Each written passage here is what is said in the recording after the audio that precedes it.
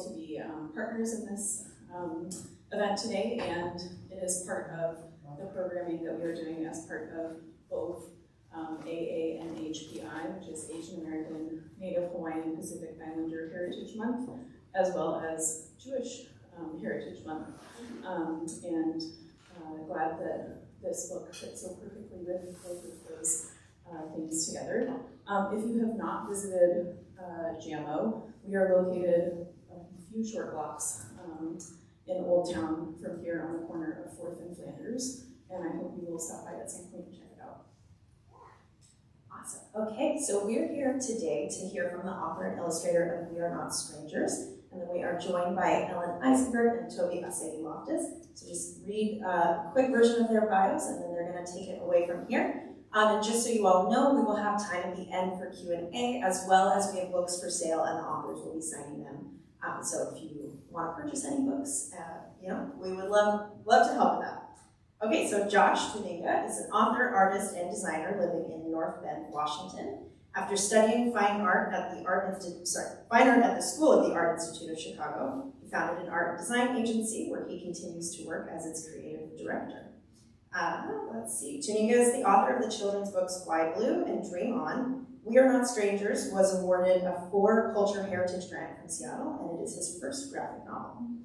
Toby Asai Loftus is a 3rd-generation Japanese American. His mother, Mitzi Asai Loftus, was born and raised in Hood River, Oregon by Japanese immigrant farmers. She's the youngest of 8 children, and at 91 years old is the last living family member of that generation. I heard she's turning 92 soon? On Juneteenth. On Juneteenth. So Toby's going to share more about his mother's story and the connection to Oregon specifically. And then Ellen Eisenberg is the Dwight and Margaret Lear Professor of American History at Willamette University in Salem, Oregon, where she has taught since 1990. Her research centers on the history of American immigrant and ethnic communities, particularly American Jewish communities. Since the mid-1990s, she has focused on Jews in the Pacific West, with an emphasis on relationships between Jews and other ethnic minorities. So safe to say she's the preeminent scholar on this subject that we're going to be talking about here. We're very excited to have her here today. In her book, The First to Cry Down Injustice, Western Jews and Japanese Removal During World War II is available here for sale. And Toby's mother's memoir is also available for sale, in addition to the graphic novel. So with that, I'll hand it on over. Thank you for being here.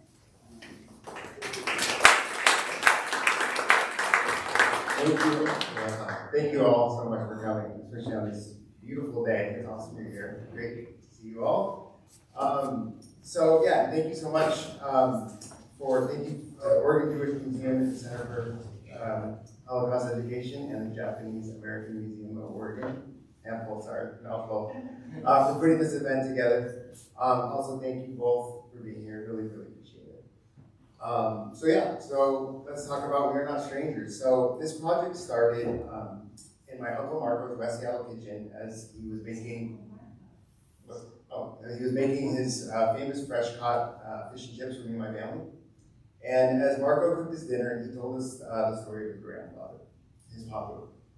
So a Sephardic Jewish immigrant from Turkey who arrived here in the Pacific Northwest in the early 1900s. And Marco went on to tell me about attending his papa's funeral. So it was a typical Jewish event, close family and friends, relatives he hadn't seen in years, like tons of familiar faces, but there were some people he didn't recognize at all. So a handful of Japanese Americans started to arrive, and nobody knew who they were or why they came. And what Marco found out is that his papa would help these families when they were forced out of the neighborhood and incarcerated during World War II. So his story only took a couple minutes to tell me, but I just couldn't stop thinking about it. I kept asking myself, like, how does a Jewish immigrant family still overseas, threatened by the Holocaust, end up helping out his Japanese American neighbors here at home? Did they stay in touch after the war? Were there other similar stories like this? So I had a ton of questions, so I went back to interview my uncle. This is a drawing of him, Uncle Marco. And together we started to do some more research. We talked to our families, people from the whole neighborhood, to see if we could dig up some more details about his papu's history and what happened. And so I knew that Marco was named after his papu, Marco Calvo, a Sephardic Jewish immigrant. And his papa had spent the beginning of his life on the small fishing island of Marmara, but the region was becoming really unstable for Jews at the time. And so Marco and many other Sephardic Jews came to America in hopes of a better life, and many of them arrived right here in the Pacific Northwest. And okay, I want to take a second to talk about Sephardic Jews. So a lot of people don't know there are different Jewish subcultures. Is there any Sephardic Jews here, actually? Sounds? Yeah? Okay, no. Well, okay, so when most people think of Jewish culture, they think of matzo ball soup, speaking Yiddish. Those are Ashkenazi Jews, Jewish people, originating from Central and Eastern Europe. But Sephardic Jews come from Spain, Portugal, and the Middle East. So the fundamentals are the same, but there's different customs and foods. I'm pretty biased on the foods. Most people who have had Sephardic food, it's like there's really no debate. Yeah, so this is something I was really excited to represent in the story because I've never seen a character, Sephardic character, definitely not in a comic book, represented. So anyway, so I went into the Ellis Island immigration database and found the official immigration documents of when Marco Calvo immigrated to Seattle in 1920. And we knew that he lived in the Central District, and he worked at the Pike Place fishing markets, which at the time were primarily Japanese and Jewish owned. And we knew that Marco Calvo owned and ran the Ferry Dock Tavern down at Pier 52 by the waterfront. And we were talking to several people who, remembered him. And so, we were digging up all these big details here and there, but as the weeks went by, we weren't really getting that far. Seattle had changed a lot since the 40s, and the people who have any information, the details about what happened had died a long time ago. But I kept asking around, and as I talked to people, I kept hearing his name pop up in conversations. People say, "You talked to Devin Nahr, you got to go see Professor Nahr at the University of Washington." So I looked him up, and he's a scholar, and he's written several books on Sephardic Judaism and immigration in Seattle. And so that first meeting with Devin is when this project kind of turned into a lot more than just some family folklore. So Professor Nahr started talking about the parallel between the Sephardic Jewish and Japanese communities in the Northwest. And I started to learn about the Seattle Central District in particular. So this was a place where immigrants and minorities who were blocked from living elsewhere kind of had the opportunity to get to know each other as friends and neighbors. And so I started to learn about other stories of people who helped out their neighbors during the war. So when I first heard the story, I thought it was a simple story about a Jewish guy who helps out his neighbors, but it was clear that it was kind of about the type of environment that creates that kind of remarkable relationship. And so I wanted to kind of show you these maps. So Professor Nahr showed me these maps of the Seattle Central District, which kind of highlight how unique this area was. So the maps are based on a house-to-house survey conducted in 1939, and you can see how there's concentrated neighborhoods, Sephardic Jews, Japanese. So there are pockets where people live, but they kind of, all overlap each other. So it's like really common to have neighbors, different cultures next to investigate. So people with different backgrounds, cultures living up against each other in this neighborhood, in this community. So at the first meeting, Devin gave me a ton of resources and information, encouraged me to start looking into my own family history. So word of warning, if you want to, start a project and reach out to us, they're going to give you a lot of homework to do. Ellen, you gave me some homework for sure. So working with the historians, it really was amazing because I just started realizing the value of collaborating with people. And so I discovered some other incredible books and reached out to authors for feedback. Special shout out to Ken Wuchizuki, who ended up writing the foreword for We're Not Strangers, which is a really cool connection. I was on the hunt for more information, talking to other organizations, authors, and then I discovered a very, very important resource, The First to Cry Down Injustice by Ellen Eisenberg. And when I saw this title, I was like, well, I have to reach out to Ellen, and I'm so glad I did. So I don't know how it was for you guys, but for me, growing up, I didn't learn a lot about this time period in school. I learned a ton about the Holocaust, which was, at home and Hebrew school, public school, but the incarceration camps were barely a blip on our education radar. And what I definitely didn't piece together until working on this project and talking to Ellen is that, these events were happening simultaneously, and the main character in We Are Not Strangers is kind of faced with this dilemma. So as a Jew, he's relying on the United States as an ally against the Nazis, but at the same time, the Japanese American members and friends are being forced into camps right here. So this is something I hadn't really thought about, and when I reached out to Ellen, I learned a lot of things I hadn't heard before. And so yeah, Ellen, thank you so much for your time and energy on this project. Our conversations really helped this project grow, and so glad you're here. So please help me welcome Ellen Eisenberg.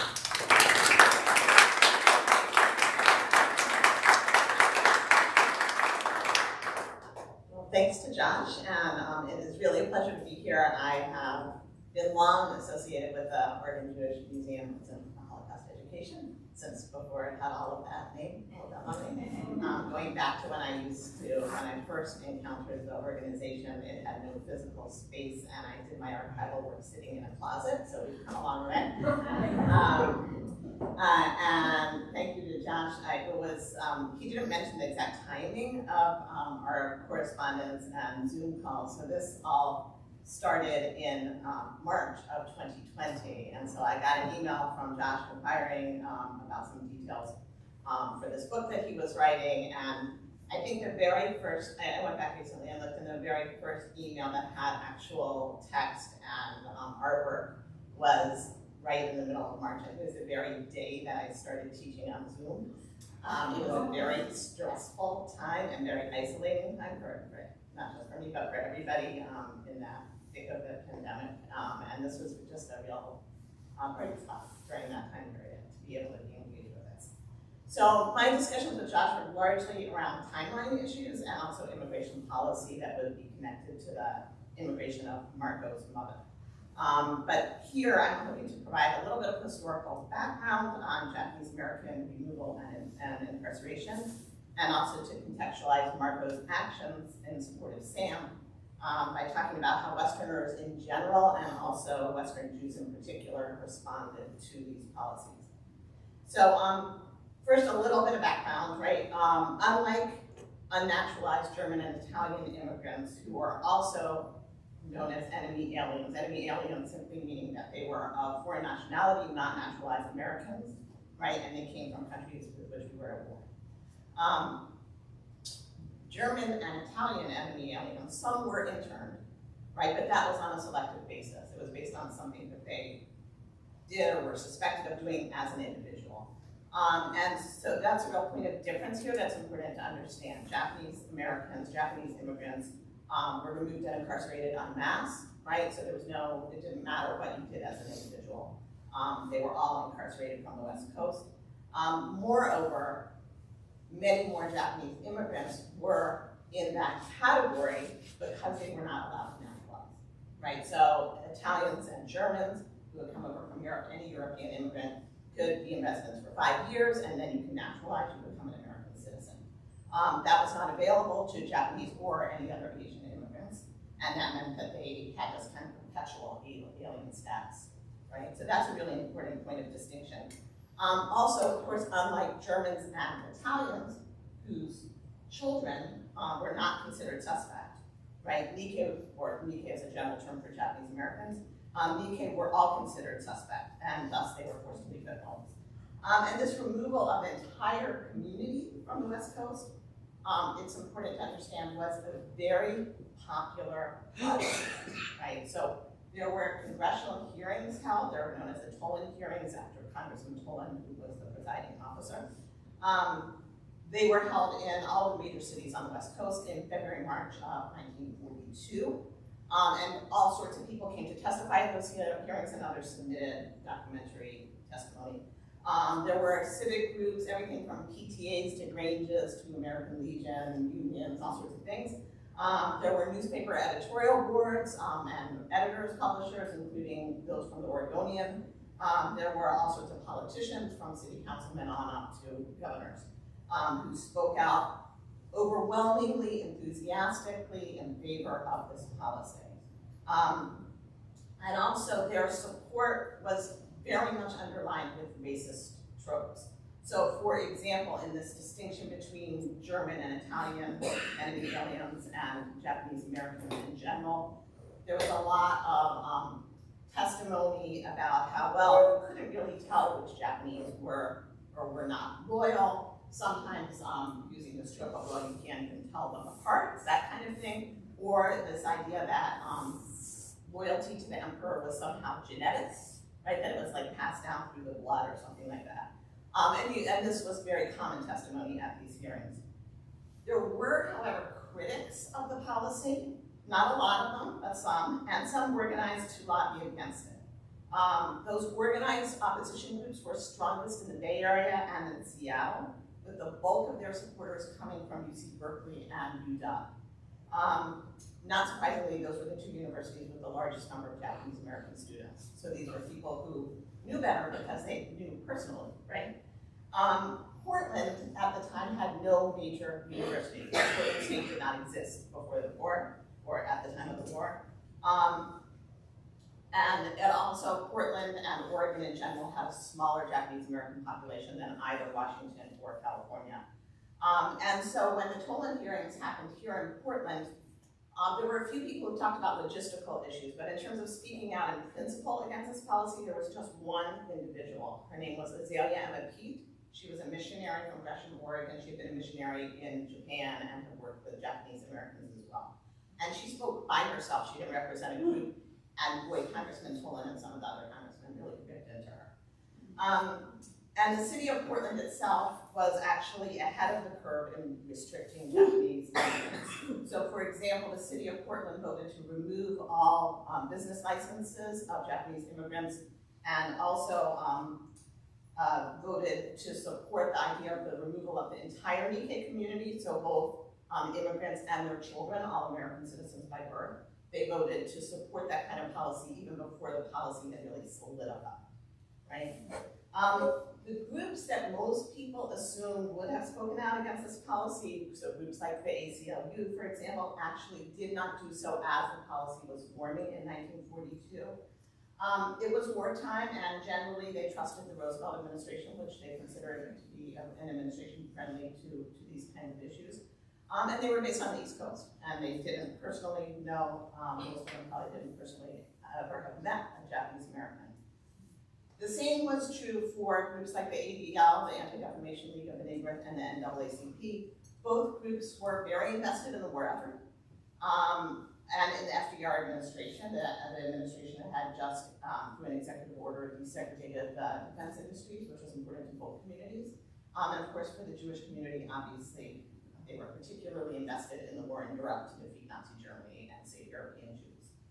But when I started research for the book, I really expected that Jews on the West Coast would, West Coast Jewish communities had a really strong civil rights record, a record of speaking out for other marginalized groups.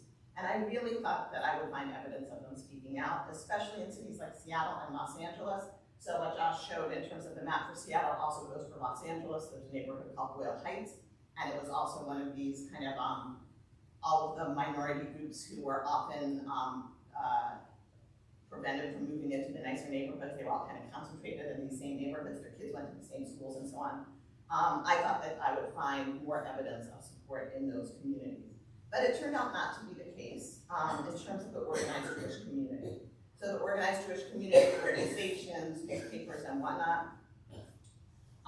they maintained a very, what I saw as a very tense and determined silence on this issue. And I spent a lot of time trying to figure out what the silence meant. And ultimately, I characterize it as being torn between their two highest priorities. So on the one hand, as I said, all of these communities had a very strong commitment to civil rights and defending minorities and so on. And on the other hand, they were absolutely committed to supporting the war effort in every possible way because they knew that Europe's Jews were in danger of being completely eliminated.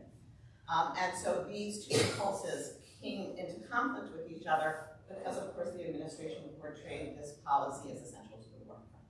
And so the result in these communities is this very kind of loud silence, if that makes any sense. They talk all around the issue, but they never mention it. It's like, don't mention it. Even when they're talking about the war or they're talking about civil rights, they don't talk about this particular issue. Despite the communal silences, though, individual Jews definitely did recognize the injustice, as Marco did. Some joined organizations that formed, so especially in San Francisco, the most prominent Reform rabbi in the Bay Area, and several of his congregants were leaders of the effort to end this policy, to fight against it, and then once it had happened, to enable Japanese Americans to return to the area. In Portland, there was no such organization. So Gus Solomon, who was at that point a young lawyer, but later would become a federal judge, he felt very strongly that this was wrong, but there was like no outlet, no organization for him to join in expressing this in Portland. And he later accounted his failure to speak out as one of the biggest regrets of his life. There were others like Marco in We Are Not Strangers who acted as individuals, who supported their neighbors, guarded their belongings, cared for their property, visited them at assembly centers, and were kept in touch with them while they were in camps in the interior. And like Marco, many of them kept their activities secret. There was so much pressure to support the war effort, and so much anti-Nikkei sentiment that speaking out for or assisting Nikkei could and sometimes did lead to backlash. And so there are probably many more examples that we really don't know about. And examples of individual acts of kindness are really hard to document. They generally don't make it into the historical record. So I just wanted to share one such example with you, and it has a special connection to this institution, the Oregon Jewish Museum. So when my book came out in 2008, there was a piece about it in the Jewish Review, which is the local Jewish paper here in Portland, and it emphasized the theme of Jewish silence. And the next day I received an email from Alice Meyer. She was one of the founders of the Oregon Jewish Museum and its very first president. And she wrote to me about her own father's opposition to the policy. And she recalled that in the spring of 1942, when she was 12, her father, David Turtledove, turned her brother into the car and drove them out to the Portland Assembly Center, also known as the Portland Livestock Exposition Center, where Japanese Americans were housed in animal stalls. And he wanted his kids to see firsthand the injustice that our government was doing. And so he told her and her brother to look hard and remember well. Those are her words. She recalled seeing children her own age behind barbed wire, hearing out. And 66 years later, she recounted this memory to me. And she considered it a formative experience in her life that really shaped her deep commitment to social justice and her decades-long involvement in an array of community organizations, including this one. Thank you.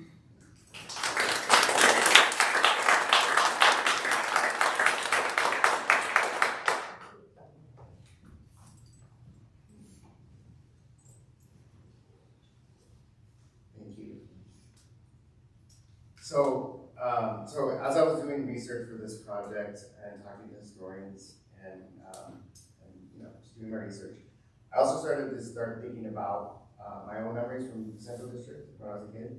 And so when I was a kid, we lived in the suburbs, but I used to tag along with my papu to the city to run errands all the time. And he loved to take me through the old neighborhoods and tell me stories about growing up in the CD. And we usually take a detour, grab some, dim sum or hambao at one of the, one of the fish markets. And everyone always kind of seemed to know the owners, like everywhere we go, you kind of knew everybody. And as a kid, I never really understood, like why we had to drive all the way to the city, just to go to the bank or pick up some sandwich for Passover. But, looking back, I think it was really clear he wanted to stay connected with that community there. He was from his family of Jewish immigrants. Most of his family overseas had been wiped out during the Holocaust. And, the Central District was a place full of people with similar backgrounds, and he felt super comfortable there. And so when I started this project, my puppy wasn't around anymore, but I decided to do exactly what we used to do together. So I jumped in my car and headed to the city and started exploring, and I started to do some sketching. So this is my first drawing of the original Sephardic William Synagogue in the Central District. And as I came across kind of like these important landmarks, I snapped a couple pictures and started drawing. This is the location of the real Ferry Dock Tavern, which Marco Cavallo ran and owned. And this was a setting I used in a lot of my character scenes. You can see the buildings haven't changed a lot, that much. You just got to remove the Starbucks sign. It's actually not that. And so, yeah, I was kind of really able to solidify the setting of this story. I can put these important landmarks in the background of my scenes. So this is Washington Hall, which was a historic public dance and music hall which was the gathering place and settlement house for a lot of immigrant cultures. So yeah, reference material was a huge part of this process. And that was the same when I was designing the characters for this story. So I looked at a lot of old pictures, some from family photos, others I found from the time period to kind of use to create the characters in the story. And I started using some of the information I was learning about where my characters came from in the story, where my family came from. And I used a lot of old newspaper articles in my scenes. As I was researching, I got kind of lost on the timeline. I started looking at old articles from Seattle Star, Seattle Times, and just all over. And then I just started using that. My character just started reading the paper all the time, which my grandfather just always did. My mom was always reading the paper, so I kind of like to incorporate that. I also use a lot of reference photos I found online to kind of like compile and draw from. But every once in a while, I would have this kind of idea for a scene. I use a lot of reference material for my artwork and even for character poses and stuff like that. And so sometimes I have like an idea for a character pose that I can't envision in my head, can't find a reference. So I have this trick that I use, which is have my family pose for me. And I mean, if anybody's an artist, this is a great trick to do. I'm just going to show a few of these. My family's kind of constantly subjecting me, coming into their room and getting them in some strange pose. I take their pictures and draw from, and sometimes come right back in, make them do it from a different angle. They're very patient. A lot of times I make them use props, which is really kind of ridiculous because they have no idea what like the context is for the scene.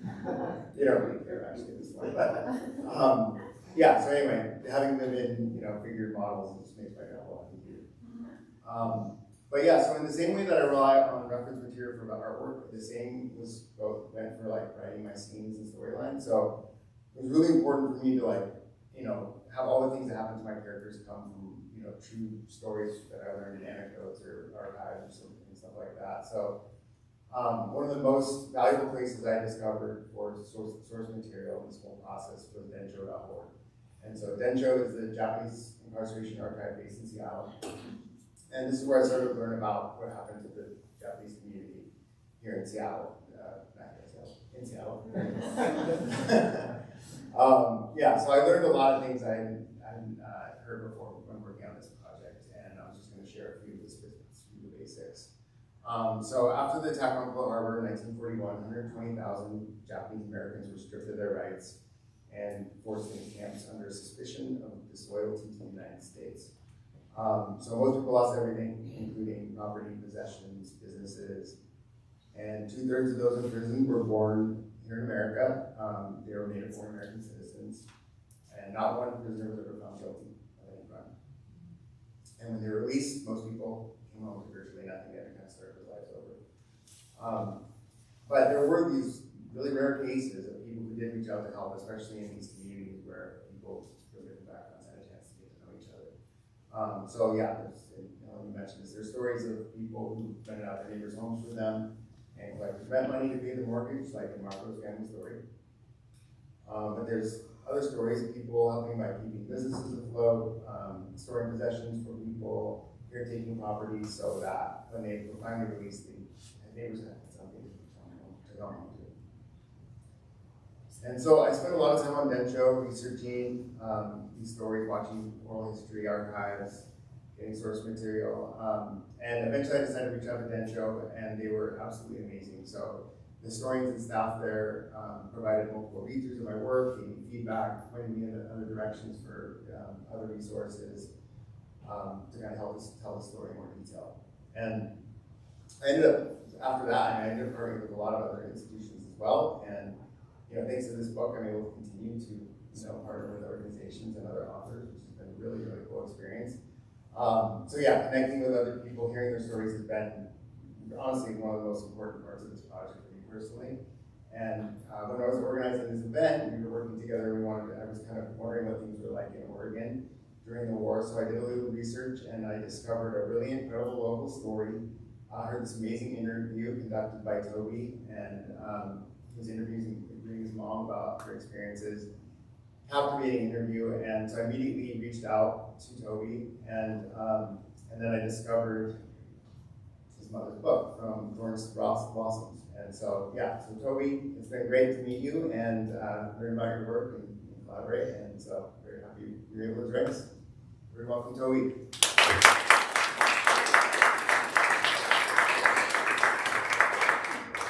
Thank you. I'm really grateful to be here. Josh, thank you for inviting me. I think the story that you tell is beautiful and the artwork is gorgeous. And to be able to talk about allyship, I'm all in, so I'm happy to be here. So I want to talk about my mom's family and their history to give you a personal story about what these policies and things that Josh and Ellen have talked about was like. So my grandfather came to the United States from Japan in 1904, and my grandma was a picture bride and came in 1911. They had 8 children, and Grandpa delivered 7 at home. So here they are, the 4 eldest children sitting on the sub-optimal land that Grandpa bought on the side of the hill. He cleared all the trees and dynamited the stumps and built a steep road with a horse and hand tools up to it. Mom was the youngest of the 8 kids. There she is in the front center. She turns 92 in Juneteenth in a couple of weeks. She's the last surviving member of that generation. Her sister died a year ago at age 99, and she has a sister-in-law who's 101. So yeah. My mom's birth name was Mitsuko, and we'll talk about that.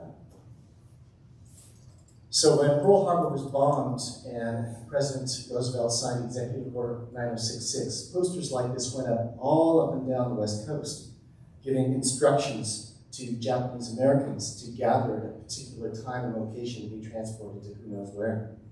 If you zoom in on the poster, it refers to all Japanese persons, both alien and non-alien, and that you will be evacuated. In fact, as was said prior, over 2/3 of these people were U.S. citizens, like my mom by birth. And my grandparents were aliens because they couldn't become citizens. They had lived for over 30 years in the U.S. before Pearl Harbor. It wasn't until 1952 that they could have become naturalized citizens. In fact, they never did. And evacuation? No. They were forcibly removed from their homes and imprisoned for years. Every family was assigned a family number, and you could only take to camp what you could carry. All of your baggages and packages had to have your family number on it, as well as every person had to have a tag with their family number on it.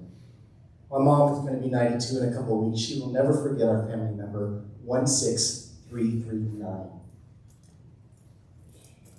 This map shows the journey that my family was forced to travel for incarceration. We started in Hood River, and they were first sent to Pinedale Assembly Center, quote unquote, which is in Fresno, California. They were there for about 3 or 4 months while the permanent camps were being constructed.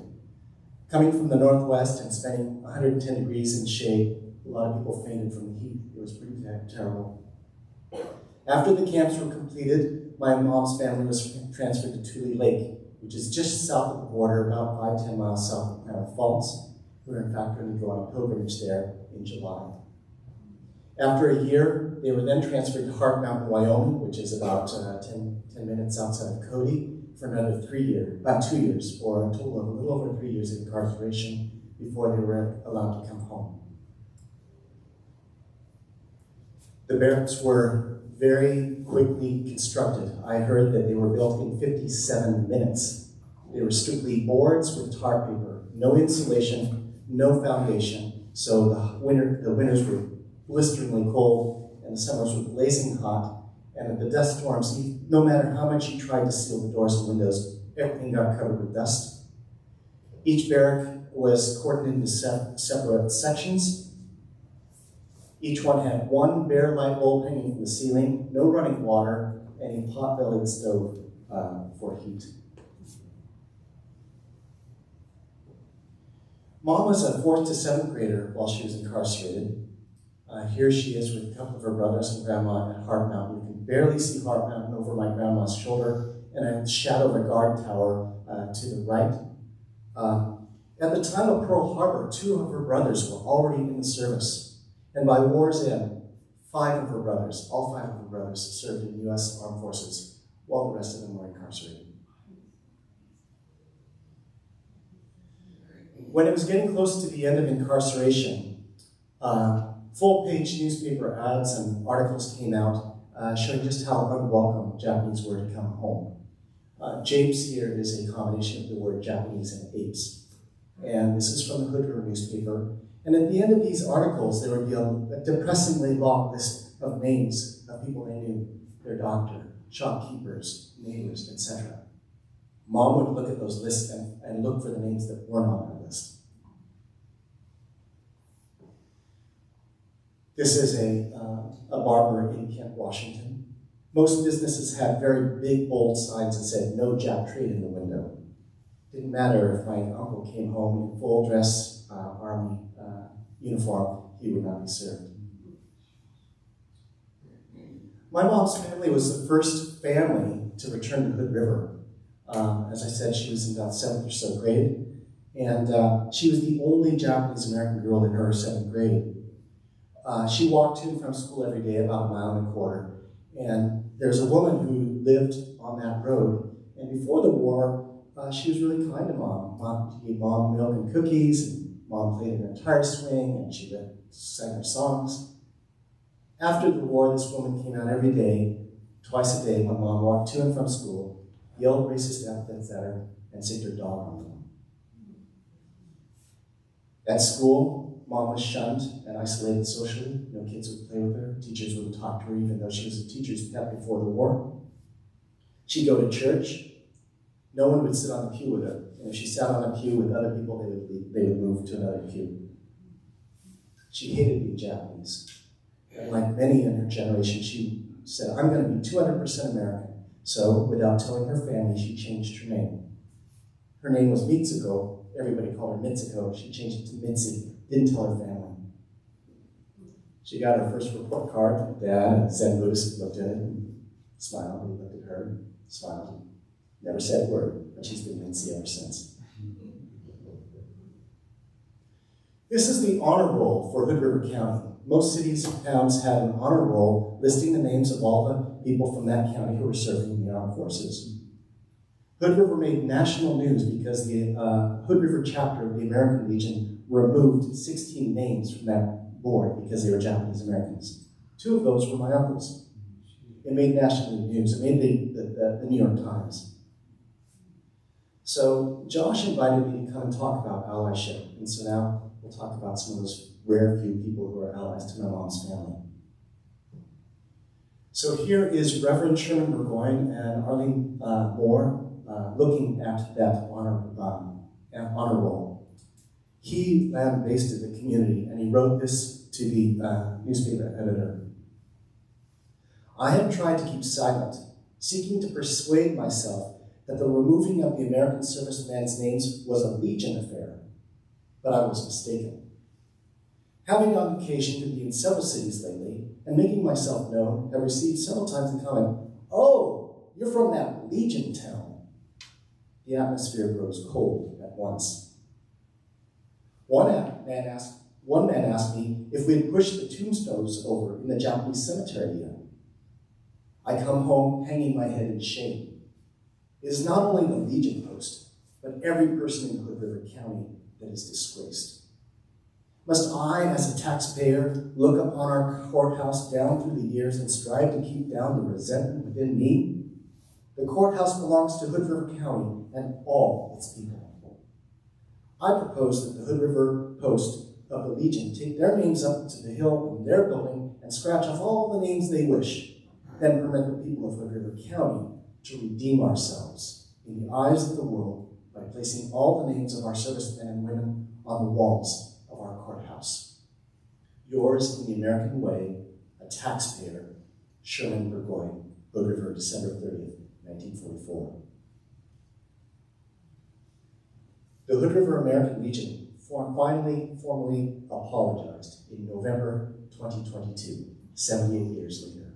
I attended that ceremony.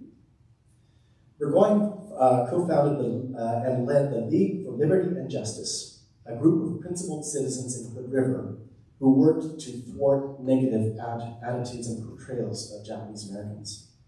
They offered to help Japanese Americans when they were not served in stores, and met Nikkei returning at the train station to welcome them home. Arlene Moore was also a member of the League. She provided her shop as a safe meeting place. When merchants refused to sell to Japanese Americans, she went and shopped for goods on their behalf, even though she had a limp and required the use of a cane. This is Carl and Hazel Smith. They were neighbors to my mom's family.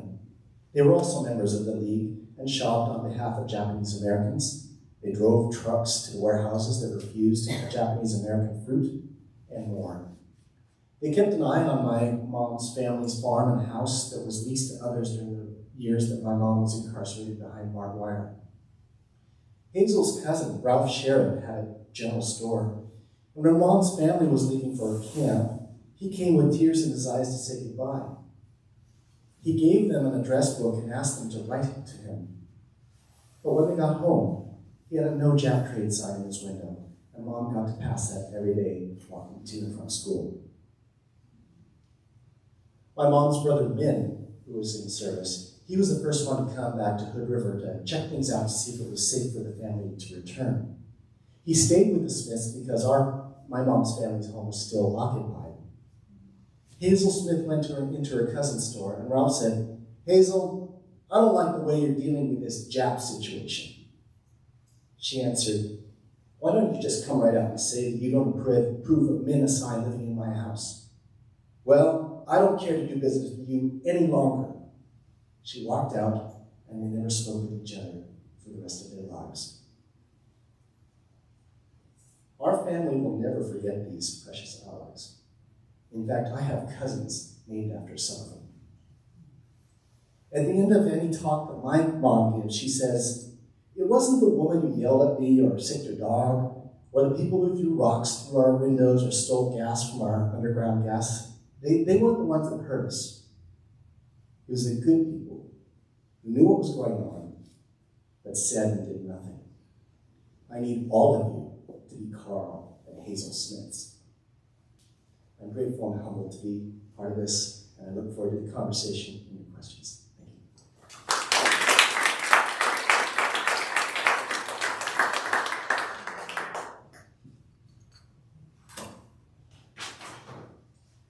Okay, I'm just going to take a couple more minutes to talk about a couple of the few face-to-face conversations I had with people that added a lot to this project. So, a lot of times in interviews, I would hear people mention important landmarks that I could kind of include and incorporate into the backgrounds of my scenes, but sometimes I would talk to people, and our conversation would turn into a totally new chapter.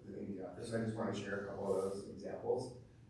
So one example, I knew that this Hawaiian synagogue was an important landmark that I wanted to include. I didn't know, what temple was like back in the 40s, but I was asking around my mom's one of her best friends, had early childhood memories of going to synagogue as a kid, and she told us about the women's section in the balcony where people would gossip and shush each other during the service while the rabbi's trying to talk. So I used that as kind of the foundation of one of the scenes. Another example of a conversation that led to a whole new chapter, we have a good friend, Linda Suyama, who owns the Azuma Gallery in Seattle. Amazing Japanese fine art gallery. If you're out there, you gotta check it out. But I went to visit the gallery and talk to Linda about my project, and she brought out these Japanese woodblock prints. And the prints became kind of this focal point of this scene of a father teaching his daughter about the family origins. So the artwork kind of just ended up being this unique way for my characters to kind of discuss their history. All right, one more example I wanted to talk about. So I kept hearing about Link's Tackle Shop from people I was talking to. Everybody was like, if you're going to do this, you have to include Link's. And then so Link's was a Japanese American-owned store in the Central District, and I knew I needed to do a scene there. So I got in touch with the owners, Jerry and Maria Babu, who were nice enough to invite me to their home and giving me an interview. And when I told them that my story was about highlighting people who reached out to help their neighbors during the war, they both kind of like looked at each other and smiled. And so Jerry went on to tell me the story of his dad, an immigrant from Japan who struggled to make a living in Seattle, but before the war, his tackle shop was taken off. Family was feeling stable, and one day he takes his family up for a day of skiing at Snoqualmie Pass.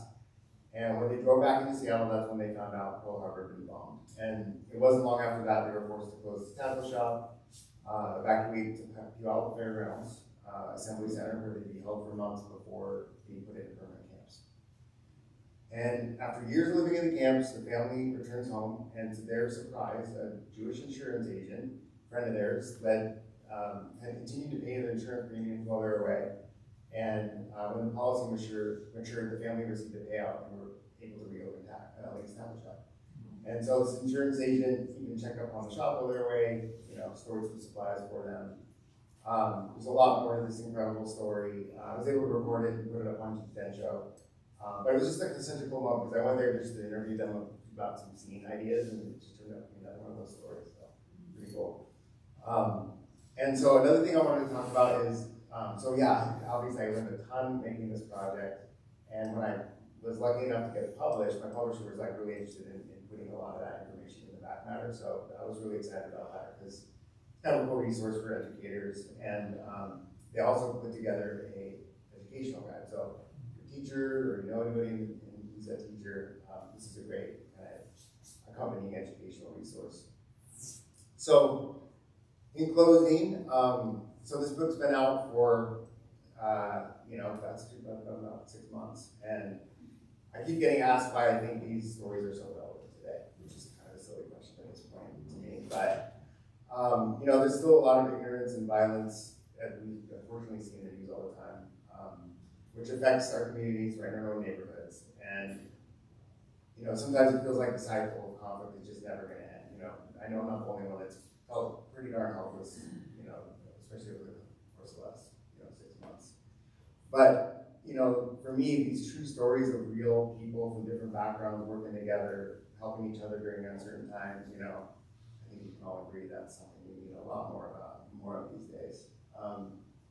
Sometimes it almost feels like we're encouraged to look at each other as strangers in so many ways, but I hope that the story that, I highlight in this book and we've heard today, can just act as reminders that, thank you very much.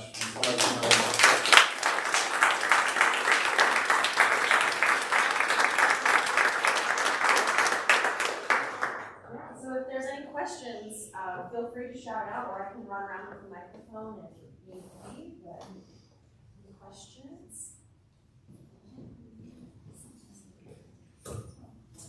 This is a comment. You talked about Sherman McGoin, who stood up for the Japanese, but that did not work out so well for him in the long run. I wonder if you want to expand on that a little bit. Yes. Hello? Yes, thank you for asking. For the people who did speak up and who were allies, they got punished terribly for it. Sherman Burgoyne, I think, got recalled and he was sent to minister in Shed, Oregon. Does anybody know where Shed is? Exactly. It's tiny. It's tiny. But I believe he also got awarded a very prestigious award for civil rights.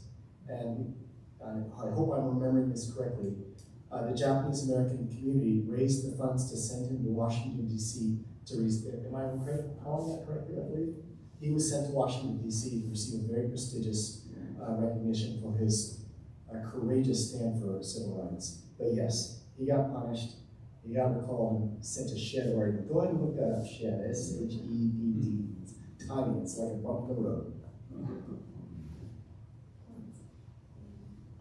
Any questions and comments?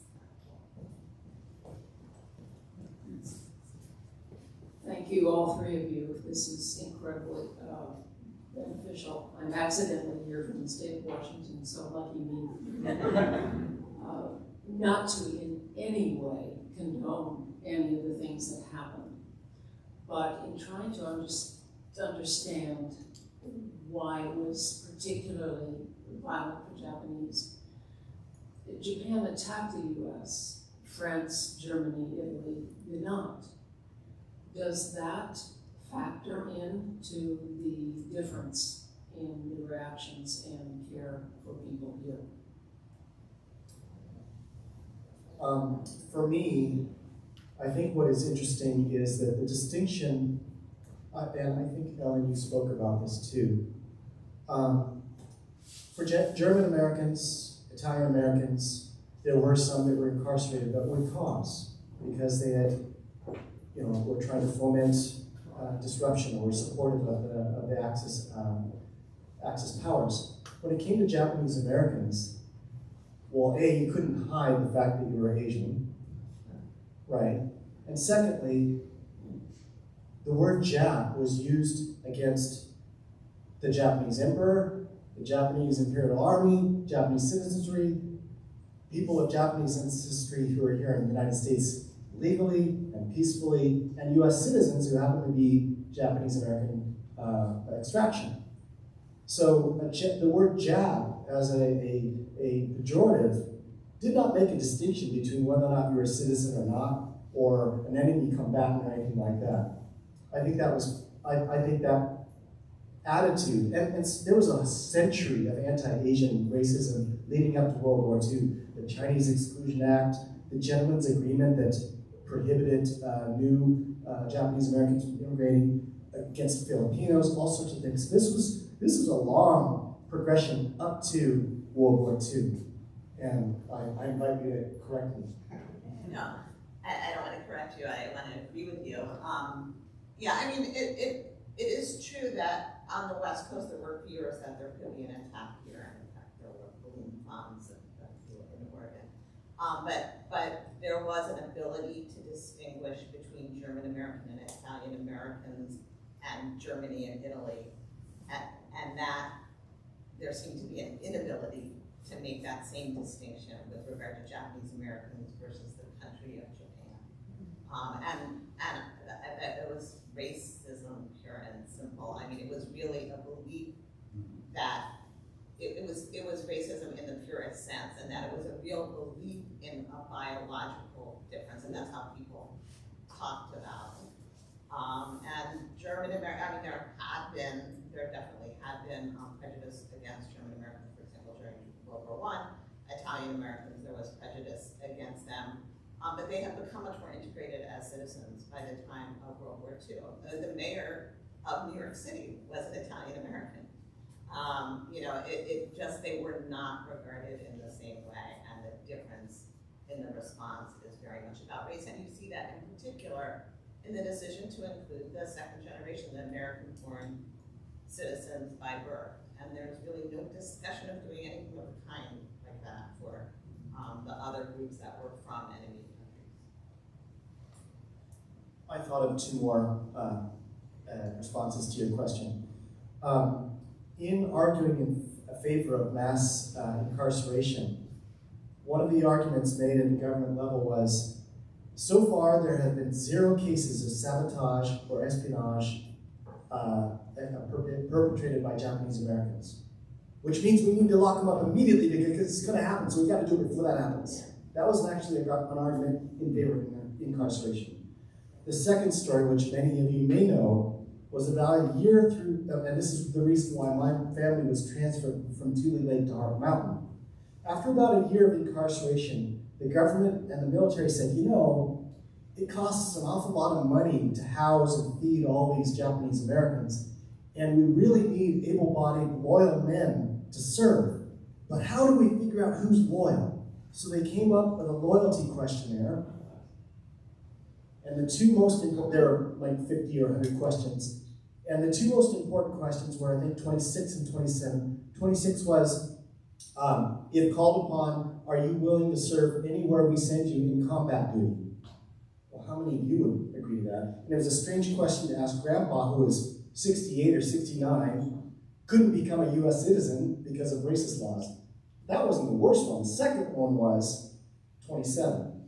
Do you swear unqualified and full allegiance to the United States of America? Yada, yada. Okay. And do you forswear any allegiance to the Emperor of Japan or any foreign nation or organization? Well, that's really 2 questions, right? So if you answer yes, it could be interpreted to say, well, I did swore allegiance to the Emperor of Japan, but now I don't. It's kind of like, when did you stop beating your wife? You can't, so it was an insulting question. So,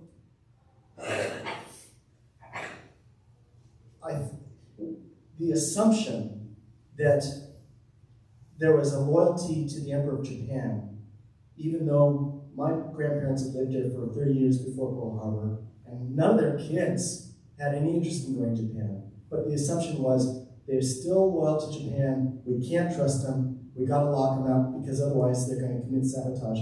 And you know how many cases of sabotage and espionage were in the entire war, pre-war, and during war, were executed by Japanese Americans? Zero. The same cannot be said about Caucasians. There were some people, we know that there are some people who were in favor of the Axis and of Hitler. And we've seen these horrible pictures and stories of mass rallies in New York City.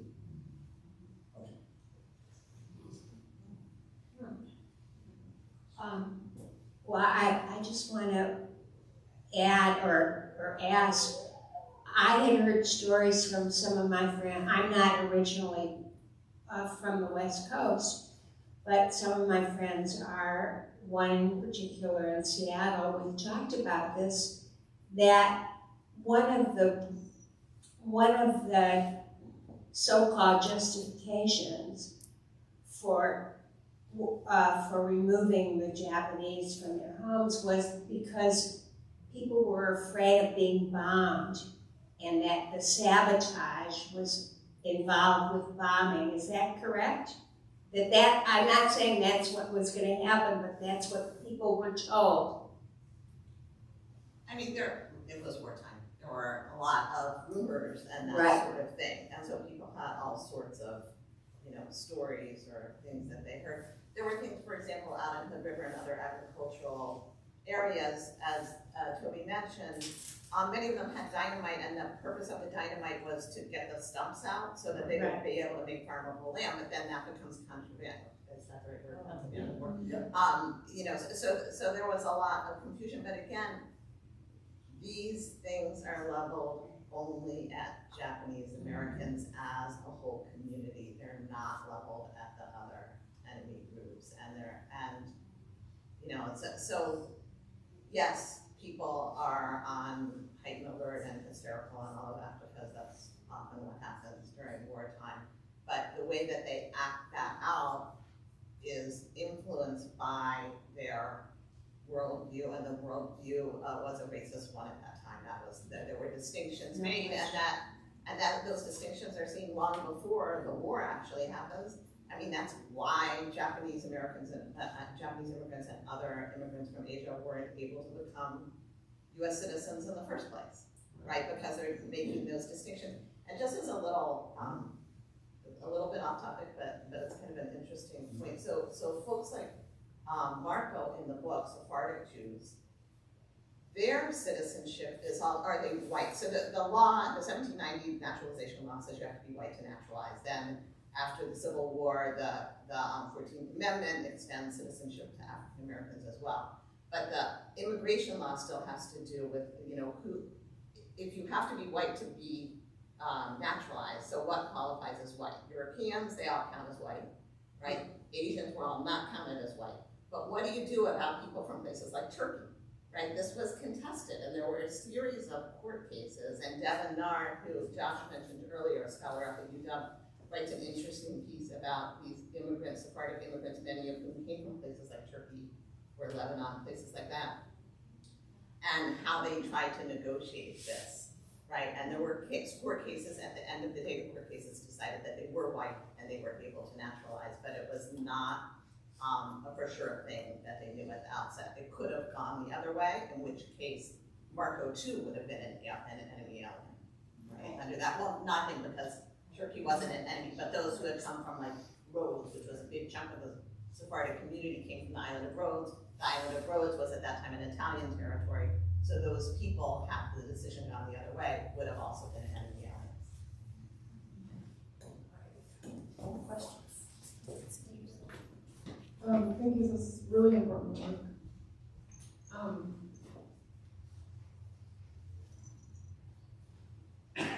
Were there Japanese Japanese Americans who spoke out? And if so, what happened? Yeah, that's a good question. The basic line of the largest single Japanese American organization, the Japanese American Citizens League, was that the community should comply with the order. And then to do so was to prove their loyalty. But there were individuals who dissented, and there were several cases that went all the way to the Supreme Court. One right here in Portland, so Minyasui, also of Hood River. He was a lawyer. He was an American-born U.S. citizen, graduate of University of Oregon, graduate of University of Oregon Law School. And he believed that the restrictions that predated the actual removal of the community, so before that there were curfews and whatnot, and he believed that they were unconstitutional when applied to American citizens. So we walked around Portland after the curfew, trying to get arrested, and finally he just walked into a police station and said, "Arrest me," right, because I violated the curfew. Gordon Hirabayashi in Seattle did essentially the same thing at the time he was a sophomore at UW. So both of them purposely violated that order in order to bring a case, and ultimately they lost at the Supreme Court, in part because there was falsified information that came from the Justice Department in the hearing of those cases, and those convictions, much later in the 80s, were vacated, something that now normally a Supreme Court decision is not. Like, there's no higher authority, but because there was false information that was part of that process, those decisions were later vacated. But at the time, they lost their cases and they were held in federal prison. Are you going to talk about the notable like that? Sure. Yeah, and I referred to the questionnaire that came out, and you can imagine the range of emotions that people have to be asked about their loyalty when they've been forced from their homes and behind barbed wire. And so there are some who said, "Screw this, clearly my citizenship doesn't count for much," and they answered no to one or both of the questions. And if you answered, my mom's recollection is if you answered no to either question, they called you in and tried to persuade you to change your answer. So for those who decided to say no to both questions, they were considered disloyal, no boys, and they were transferred to Tule Lake. And from all the other camps, or 10 camps, if you'd answered yes, you were considered loyal, and if you were in Tule Lake, like my mom's family was, you were transferred to another camp. Tule Lake's population exploded from like 8,000 to 18,000. And if you can imagine a concentration of really pissed off people who've answered no, there were a lot of protests, hunger strikes. They built a stockade, the concrete walls still stand there, a prison within a prison, which was built for maybe 100 people, and they had 300 people in it. You can see scratched in the wall, Japanese and English graffiti. You can see bloodstains. So yes, there were the questionnaire was handled so poorly. There were in several camps mass uprisings, and some people would say, "Well, yes, as soon as you let my family free," or "Yes, if you will let me do this." Some people they came in to try and draft men from the camps. Some men said, "Sure, anything to get out of this hellhole," or "Yes, if I serve, my loyalty will win them over, so they'll release my family." So. And then there's the renunciation. So Tule Lake has this huge uprising, all these problems, and the government and military say, "We want to deport these troublemakers." Well, you can't deport U.S. citizens. So Congress passed the Renunciation Act, which allowed you to renounce your citizenship. Now, why on earth would you do that? I actually met some renunciants in 2014. They said, "Well, all our news and letters were censored, so we didn't know what was going on. We thought, well, gosh, mom and dad are aliens. They can't become citizens. They're probably going to deport them. Let's renounce so that we can keep the family together." Or, "Hey, these told us the war was only going to take a few months. It's taking years. I wonder if Japan's winning."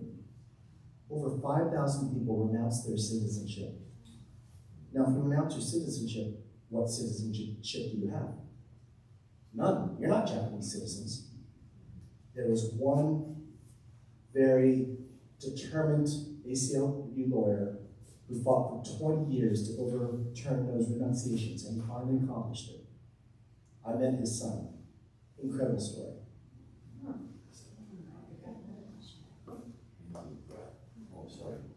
Friends, thank you again. And actually, the other couple of weeks ago, thank you, sir. I really enjoyed that story, but I don't enjoy it because I wonder, what have we done? And how can we protect against a similar attack against innocence in the future? Have we learned important lessons? I could be guilty of a similar mob rule. I just am alarmed that we would throw at the whim of the mob with no actual factual evidence. I mean, I'm stunned, and I apologize on behalf of any sane person in this building or this world. Why would we do this? And were reparations in any way, was any sincere apology given? How can we be sure that we would do the same thing tomorrow against another underprivileged, underrepresented group? I mean, sir, I weep for you because you represent beauty and grace and substantially long history that we do. What right do we have to meddle with here? I'm just offended, but I applaud what you've done, what you stand for, and I'll let you have Well, I can talk to this. Absolutely. Yeah, just to respond to the reparations question, during the Reagan era, and I was 1986, something like 86. Yeah, sorry. 1988, thank you very much.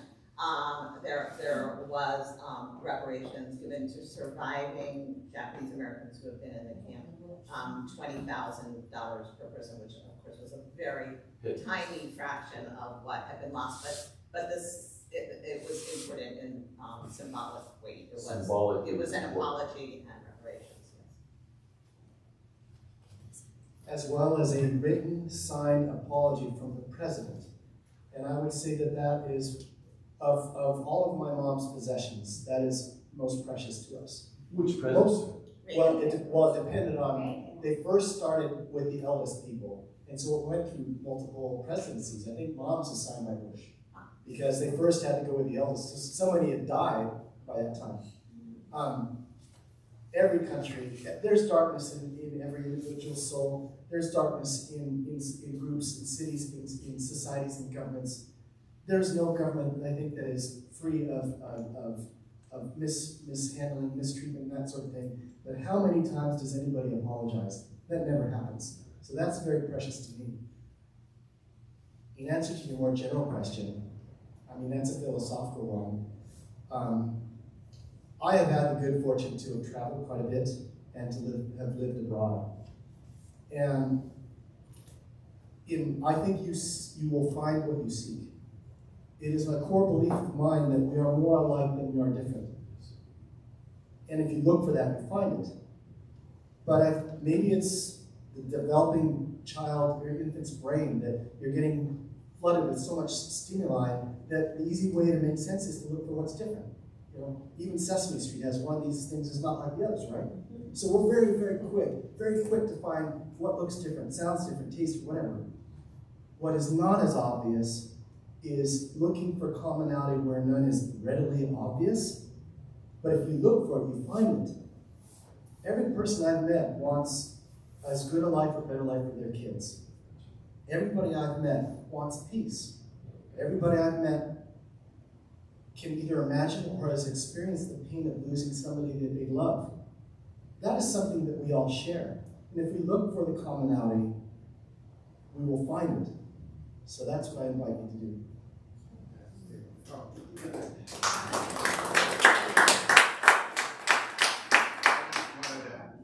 I just wanted to add one thing about how you asked how we make this not happen again, those kinds of questions. And I think one thing that I learned about, as it applies to this story, is one thing I learned about from Dencho is they talk about the idea of upstanders and bystanders. You ever heard about this? So the character in the story is an upstander. He goes against what media and politicians are saying. He reaches out to his friend, figures out how he can help. They create a plan together, and there's all these stories of just like hiding in an upstander in these times. And most people, however, tend to be bystanders, myself included. You can be like grumbling to yourself about something that just doesn't feel right.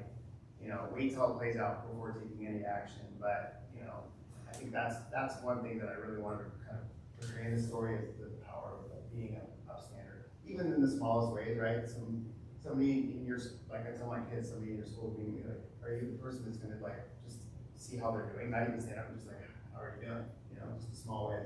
I think that's the key, right? Josh, could I just respond? What I would say, sorry to interrupt. You remember, I think you might be familiar with this statement. First they came from my man, then they came from my daughter, then they came from my mother and my brother. Do you understand? They did nothing until they came to them. I can be guilty. And so sir, I would like to apologize on behalf. I could be guilty. Forgive me. Sorry. Okay, wow, very powerful. Thank you all so much. I think we're going to call it a questions for depth. The authors and speakers are available to come up and talk after, as well as to sign books. And I will just plug that if you want to learn more about any of this history, the Japanese American Museum of Oregon has a lot of Minoru Gasui's personal belongings and a whole exhibit about his being an upstander and what he did. And out just beyond the auditorium doors, we have Oregon Jewish Stories, which talks about how Sephardim came to the United States and particularly to the Pacific Northwest. And in our an Oregon Primer of Discrimination and Resistance, we talk specifically about World War II and Japanese incarceration. So really invite you to spend some time in the exhibitions and come up and chat. We'll be here. The museum's open until 4, so thank you all again for being here.